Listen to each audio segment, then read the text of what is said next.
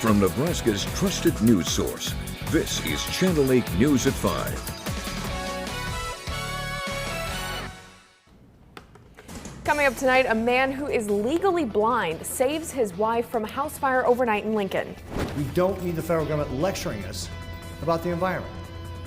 We do a great job. On this Earth Day, the governor challenging the president over land conservation. But we begin tonight with some breaking news. Charles Herbster, who's running for governor, has filed a lawsuit. It's against Senator Julie Slama. It's regarding the sexual assault allegations that he says slandered his image. His campaign says the lawsuit aims to restore Herbster's good name and reputation and to oppose the false claims made against him. Now, the specific details of the lawsuit were not revealed. Slama and 7 other women told the Nebraska Examiner that Herbster groped them. The others wanted to remain anonymous. We did reach out to Senator Slama for a reaction, but we have not heard back from her at this time. But we'll of course keep you updated on any new information or if we do hear from her throughout the evening. In other news now, Governor Ricketts today lashing out against President Biden's America the Beautiful initiative, or also known as the 30 by 30 plan. The initiative calls for the country to designate 30% of its land and ocean areas as protected in an effort to combat climate change. Not everyone is happy about this, and Channel 8's Yosef Nasser joins us now with more. Yosef?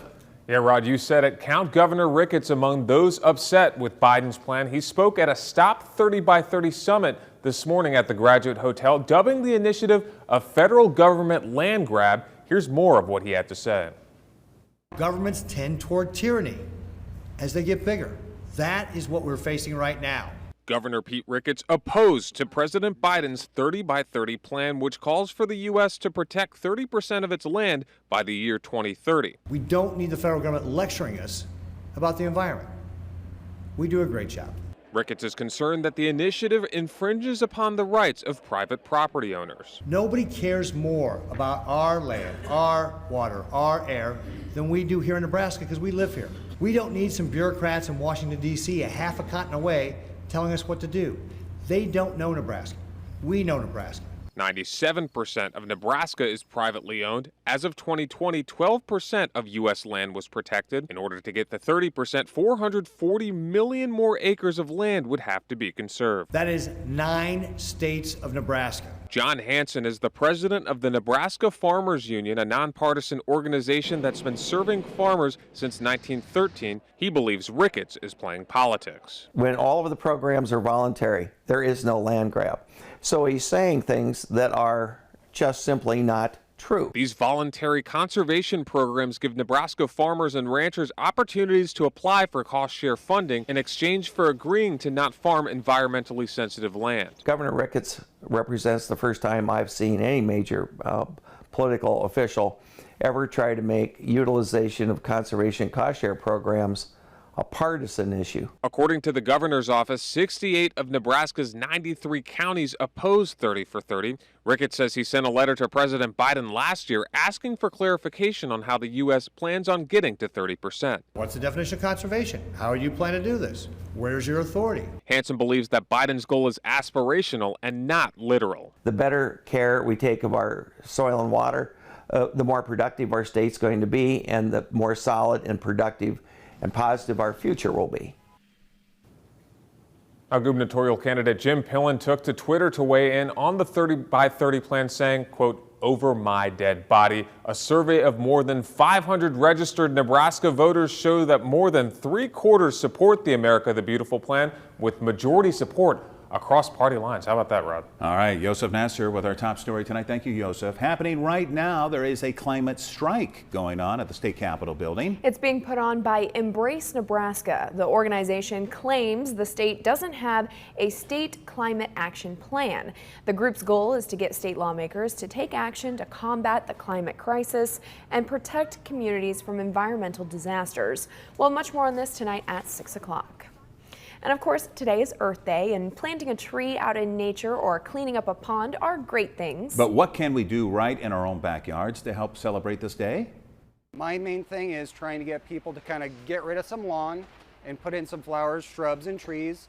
That way we can kind of help wildlife, birds, pollinating insects, and those other beneficial insects.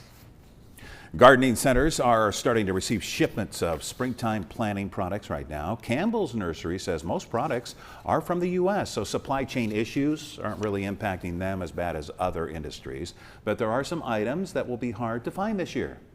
We are seeing less magnolias. We're pretty stocked on most things. Some of the bigger trees are not available, so we got a lot of our smaller stuff. But we do have a good selection.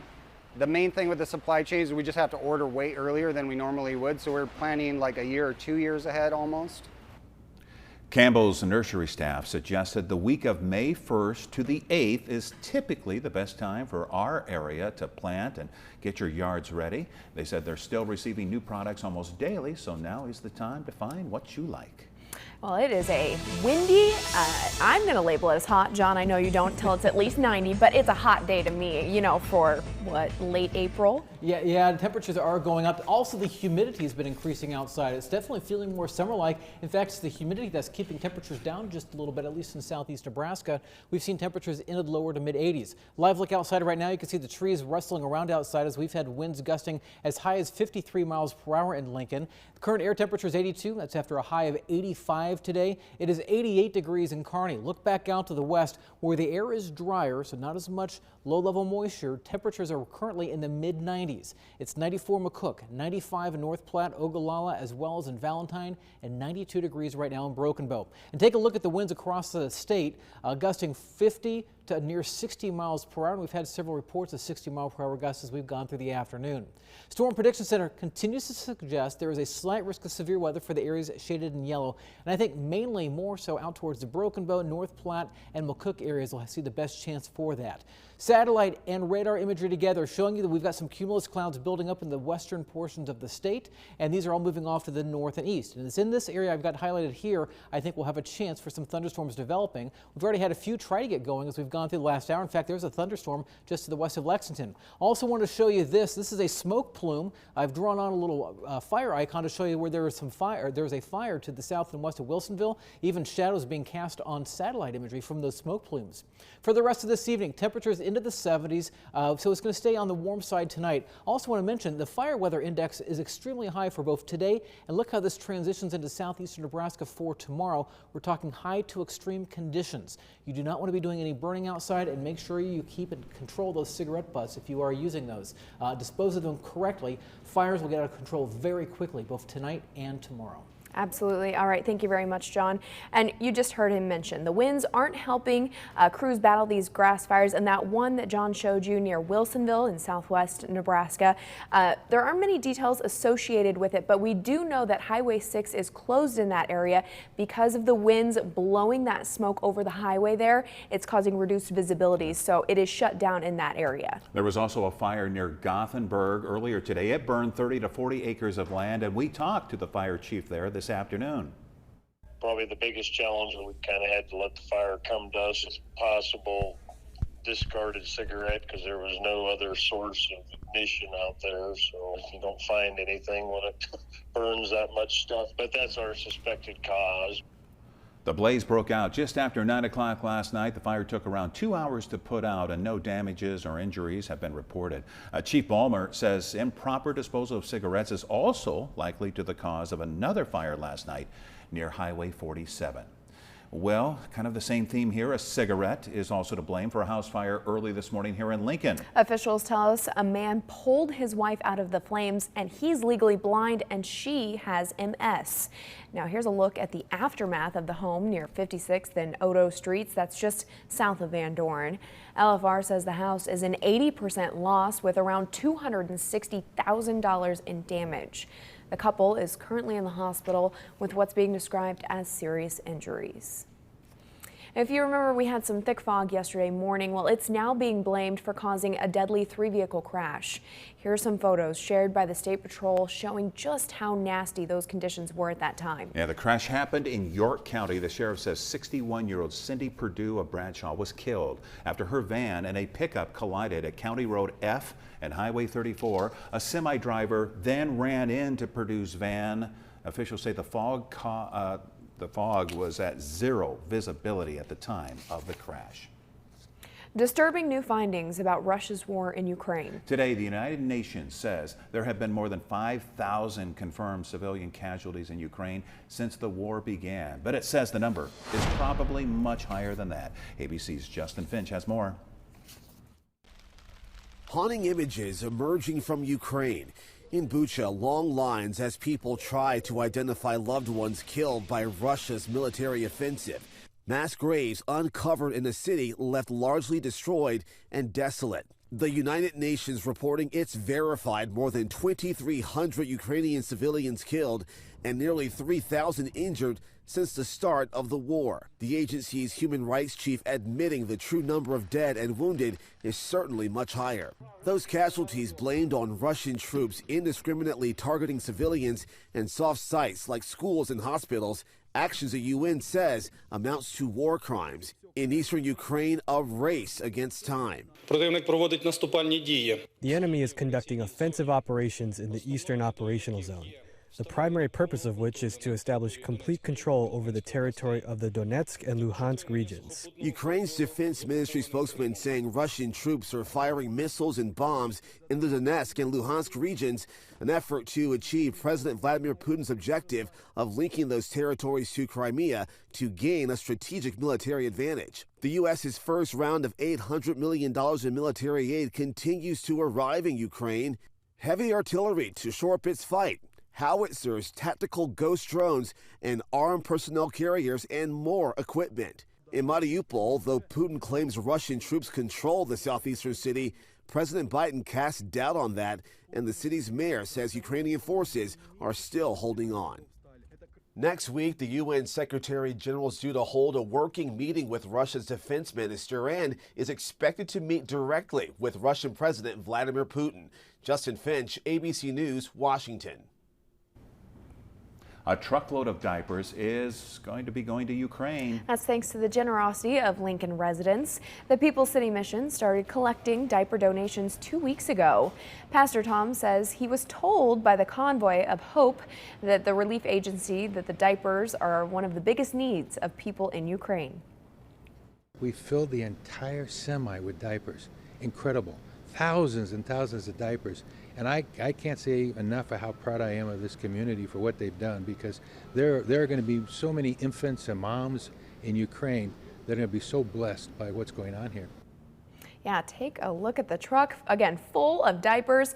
The drive was supposed to end today, but Pastor Tom tells us the mission received so many donations of diapers that they have to send another truck.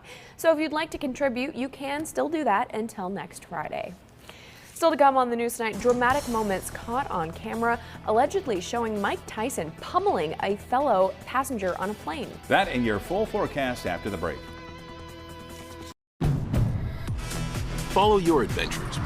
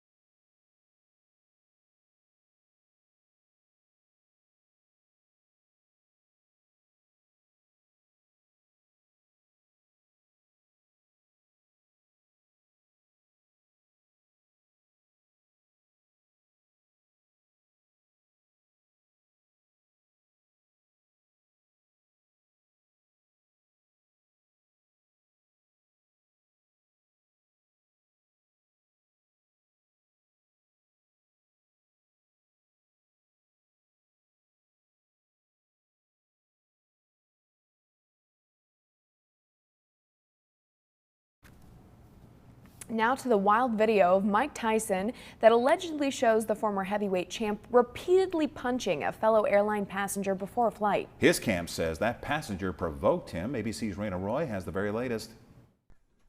Dramatic moments caught on camera allegedly showing Mike Tyson pummeling a fellow passenger on a plane. Hey. TMZ obtaining the video taken on board a JetBlue flight set to take off from San Francisco to Miami Wednesday night.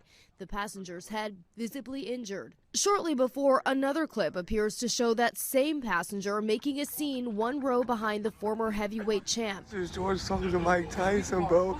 This crazy, bro, Mike Tyson. There are reports that the unidentified passenger may have been intoxicated. In a statement, Tyson's rep saying, unfortunately, Mr. Tyson had an incident on a flight with an aggressive passenger who began harassing him and threw a water bottle at him while he was in his seat. Tyson then got off the plane before takeoff. According to police, both Tyson and the passenger were detained before being released. If you mess with the bull, you get the horn. I mean, you're messing with a professional prize fighter, okay? You know the difference between a professional fighter and a street fighter? One punch. Before the flight, Tyson appeared at this 420 event in San Francisco and was on his way to Miami to speak at a cannabis conference. He was later spotted in Miami, seemingly all smiles, in a photo posted by pro wrestling legend Ric Flair. Tyson has a long history with law enforcement dating back to childhood. He also spent time in prison for rape in 1991. San Francisco police say that passenger was treated at the scene for his injuries, adding he provided minimal details and refused to cooperate with the investigation. Rena Roy, ABC News, New York. Now, your Storm Alert Team forecast with Chief Meteorologist John Dissauer.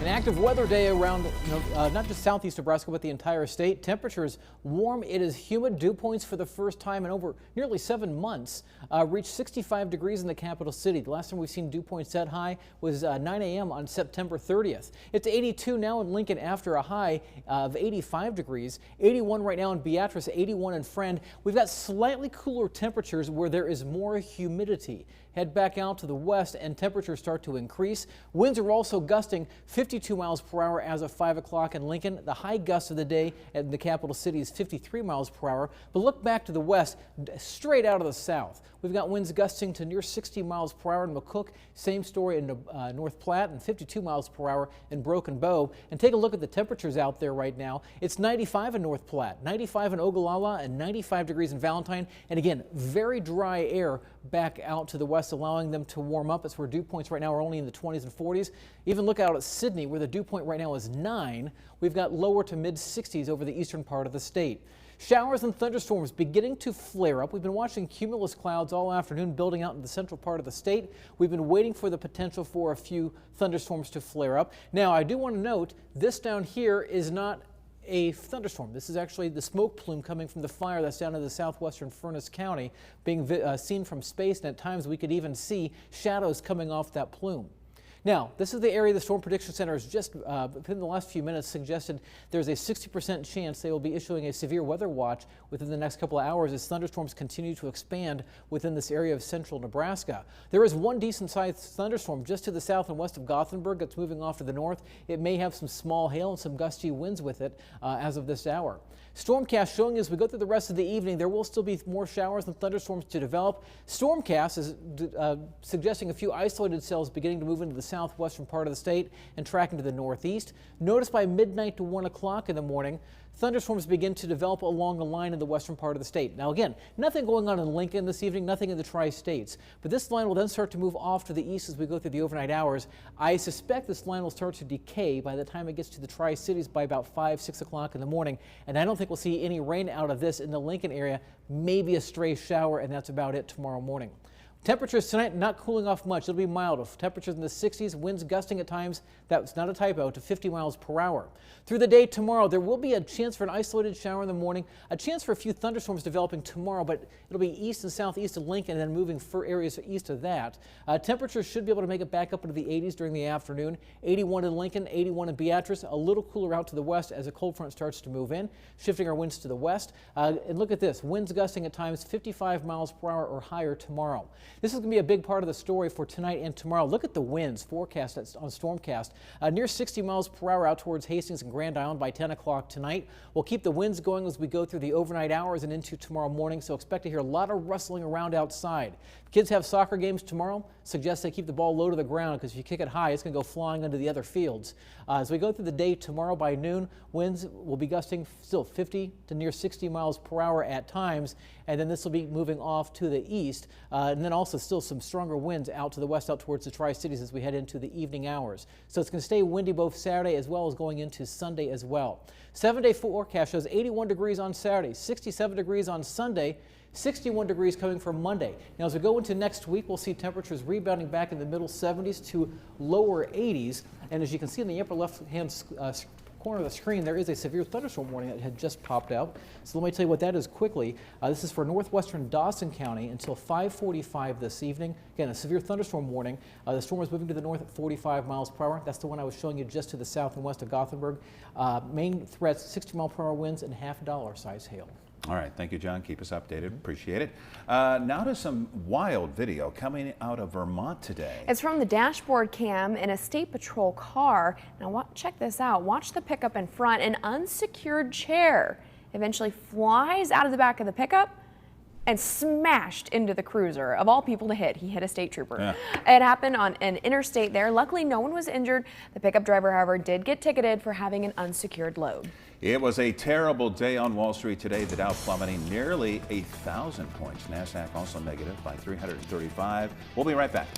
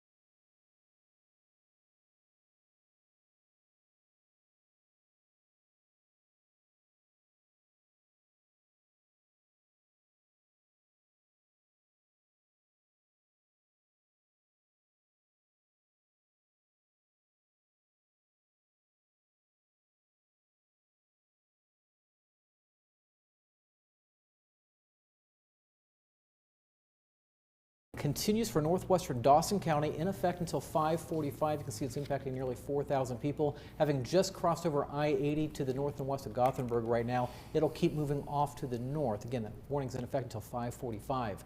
Rest of this evening, 81 degrees at 6, 77 and at 8, 74 degrees by 10. Best chance for any storms will be out in the western part of the state. All right, thank you, John. And if anyone out in that area is watching and you do have pictures or videos of the fires out there, we would love to see them, but of course, stay safe. World News is next. See you at 6. With the Channel 8 Eyewitness News mobile app, you'll be the first to know. Get alerts about breaking news and weather, all in the palm of your hand.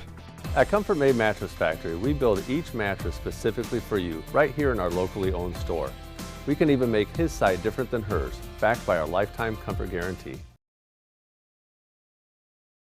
Closed captioning on Channel